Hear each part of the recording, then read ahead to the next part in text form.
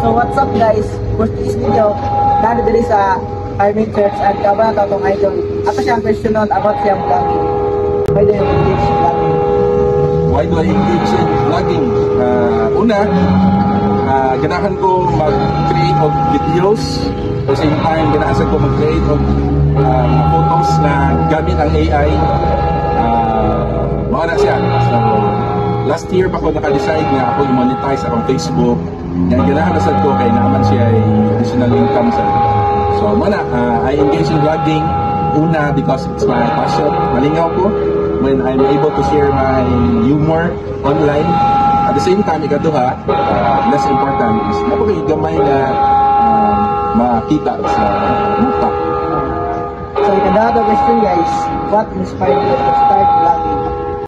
Actually, way back 2012, dito ko nag-start of edit of videos kay itagaan mo kong kamera sa akong ate. So, malingaw ko, unahin mga event sa balay, mga birthdays, mga laag.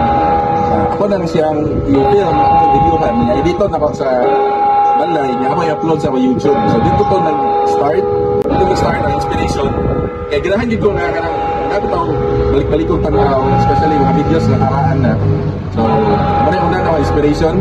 Ang ikaduha is na-inspire ko whenever na yung mga tao na ma-appreciate sa ako ang ipang-upload na videos o mga photos na gira-gira siya pero kusang na humor, dili bastos. So, ikatalo atong question guys, what topics do you usually vlog?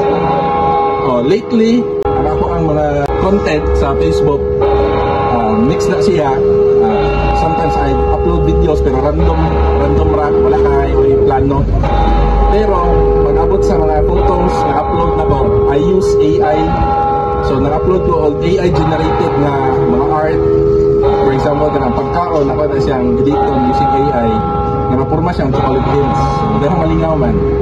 So, wala siya. AI generated photos na ako mahawag topic or niche karon for now.